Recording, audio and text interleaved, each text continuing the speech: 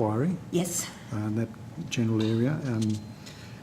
The PJ, you've commented on the PJC inquiry report on the impairment of customer loans, and you've said that a third of the cases looked at there had real issues where bank conduct was unacceptable and possibly unconscionable.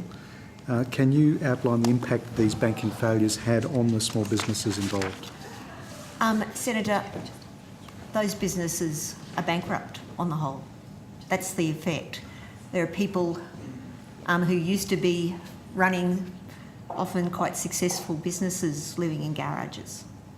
I suppose, I can get quite emotional about this because the stories that we've heard, and not just stories, we've required people to turn up and to provide evidence. We've used our powers to get documents, so we've got a pretty good view of what what actually happened in a range of these cases. So the impact is huge, and for a good number of the cases in that third, as I mentioned, these were people who hadn't missed a payment on their loan, so they were not in financial default. The defaults were as a result of non-financial defaults, issues surrounding ratios or issues surrounding rollover of loans and lack of timeframes, those sorts of things. So we tried to address a range of those issues in our recommendations, which we hope the banks will pick up on. And you've been fairly blunt in your media commentary about this inquiry, and in fact you've said that you're fed up with the banks, which is a fairly strong comment. Could you elaborate on that? I think you've already touched on some of these points, but what's led you to be fed up? 17 inquiries over, from various perspectives since the global financial crisis, 40 recommendations that have been repeated in various forms over that period of time, and very, very little movement from the banks in a range of things, from really important issues, but down to, let's look at something that you would have thought the banks would have picked up on, and that's the fact that when the banks can require a valuation on your property that your business loan might be secured against at any time, really. So they require a valuation on your bricks and mortar that is a security for your loan. They then charge you for that valuation, but won't give you a copy of it. Now, that's been brought up a range of times over the years. The fact that, you think if you pay for something, you probably have a right to have a look at it, taking into account the bank then uses that, very often, to change the basis of your loan. Now, you'd think that would be something incredibly simple to fix. No. Still, some banks have started to do it, so it shows you the level of lack of action by the banks on these things that have been brought up time and time again. So with the greatest of respect, Ms Carnell, after those 17 inquiries that you've just touched on, what makes you think that the banks will listen to your inquiries? Look, your recommendations? I suppose I'm a glass half full sort of a person. Senator, we worked really closely with the Phil Curry inquiry into the Banking Code of Conduct, also with Steve Sedgwick and the work that he's doing. There's a lot of inquiries going on.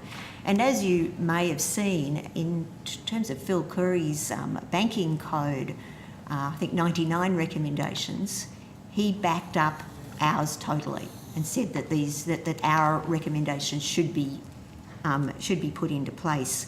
What we tried to do was come up with a group of recommendations that would make a difference to small business, but would not cause the banks any, huge damage.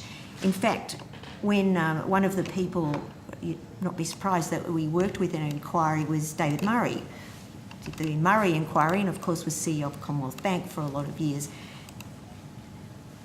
David made the point that he didn't believe that any of the things we were talking about here would make one speck of difference to the bank's share price, their return on investment, their profit. In fact, he suggested that maybe it would cut some of their costs because they wouldn't need as many lawyers. So we've tried really hard to make these doable and doable quite quickly because they're not new. We haven't come up with any sort of hugely new recommendation. They've been up there before. The $5 million figure is probably a new figure, but it's been accepted by Phil Curry and I think probably by FOS as well. But so, you know, I reckon it's doable, and so why wouldn't the banks embrace them? Okay. Well, I note that you're a glass half full person. That's very good.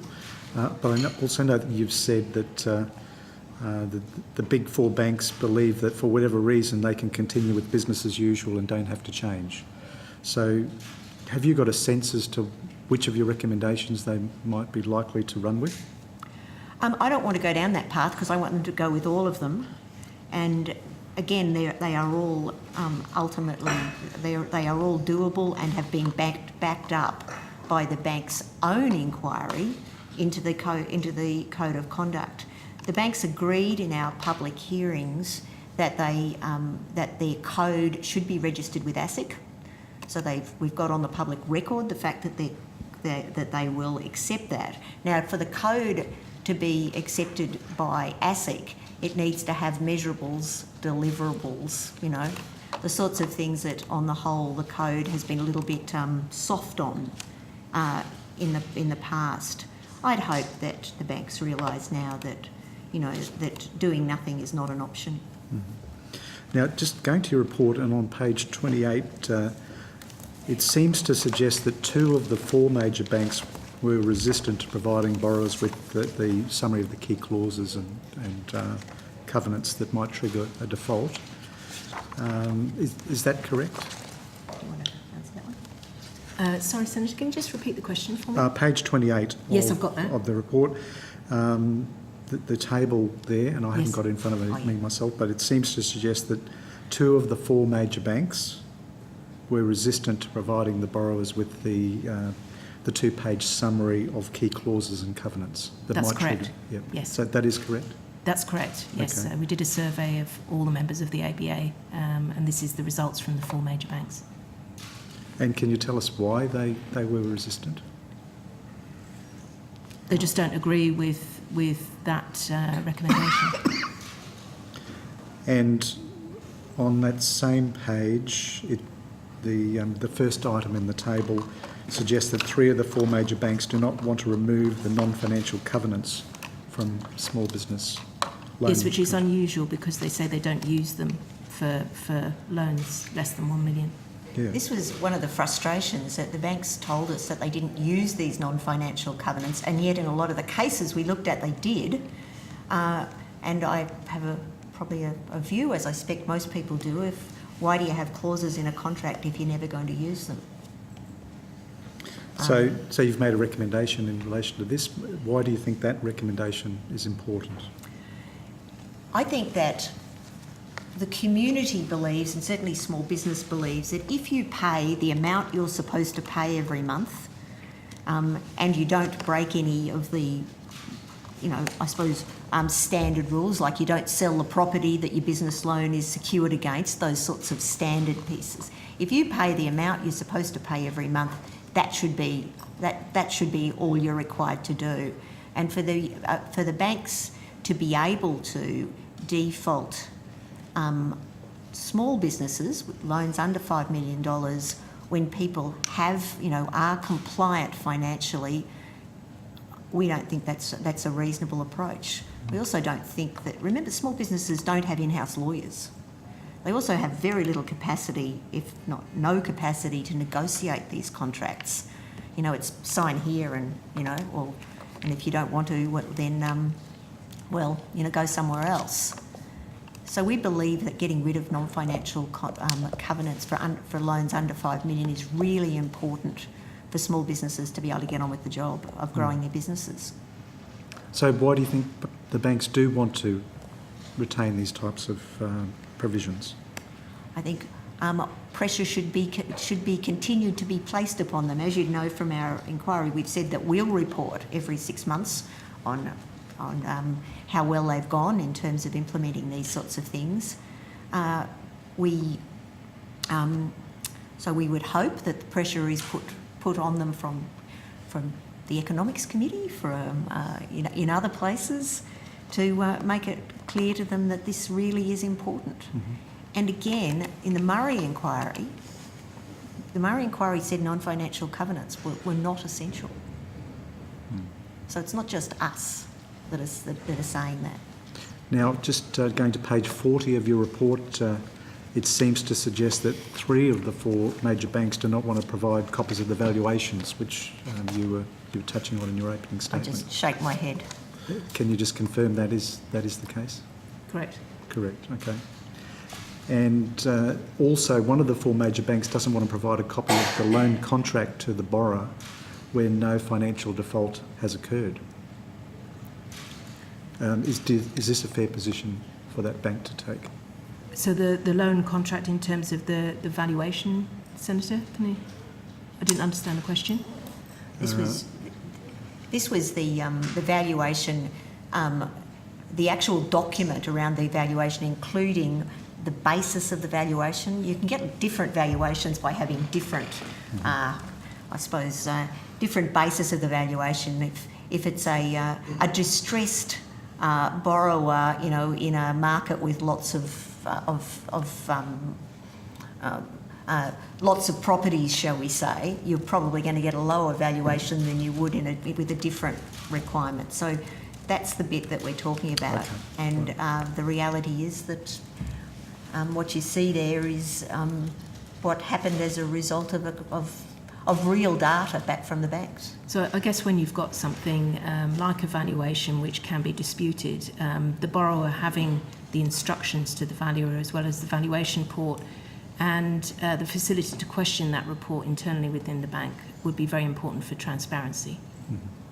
Now, just going back to how you undertook your inquiry, and you were tasked with reviewing a selection of cases, some of which were through the PJC process.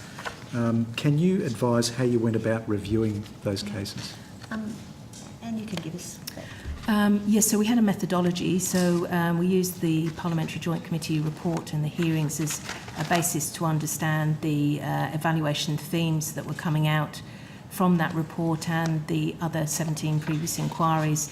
So the themes around the code of practice, around contracts and unilateral changes and lack of notice on rollover of contracts, and access to justice, so the internal dispute resolution and external dispute resolution.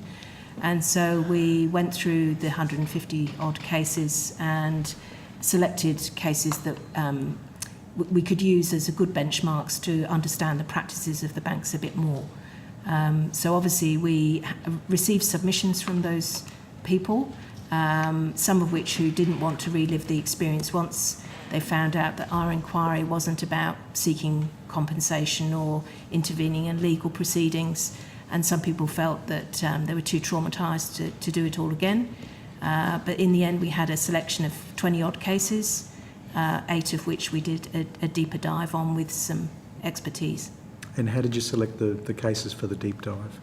There were cases in particular where we had a range of the themes, and there were some questions we had about the bank's practices with regard to those cases that we wanted to look in a bit deeper. And we used external experts to have a look at the cases to determine the ones they thought there appeared to be more to see. And in your terms of reference, you were also tasked with referring any matters to the relevant authority for further consideration if considered necessary. Did you do that? We're still working on some of the material, Senator, so we are in discussions with ASIC on certain matters. So the deep dive cases we haven't reported on. We reported on in the timelines that we had, which were quite short. But the deep dive cases have taken a little bit longer. Mm-hmm. Did you notice any banks changing their approach or offering people new terms following your intervention? There were a few people who seemed to get settlements that were on our list, which was very nice to see. I won't make a comment on why that might have been the case, but it was good to see a few people who were going to be part of the inquiry ending up with an outcome they were happy with. Can you tell us which were those cases? I don't think No. that would be reasonable. They signed confidentiality agreements. Yeah, this is some of the challenges in this case, of course, is that whenever there's a settlement, the confidentiality agreements are fairly dramatic, and you can understand why people wouldn't want to talk about it. And just finally, from me, I know Senator McAllister has some questions as well. You mentioned in your initial press release that you were intending to use, or could possibly use, Royal Commission powers as part of your inquiry. Can I ask whether you did use any of those powers? We 38. We issued 38 requirements to attend, and I think 26 requirements for documents and information. So and that included a range of people, including some past bank employees that were involved in particular cases. So it wasn't just the banks needed to come to our public inquiry. They were individuals that we took evidence from. And the notices themselves covered a range of different cases. It wasn't one notice per case. So there were 38 requirements to attend and 26 requirements for documents. for documents, right? That's right, isn't it? Yep. Yes. Okay. All right, thank you.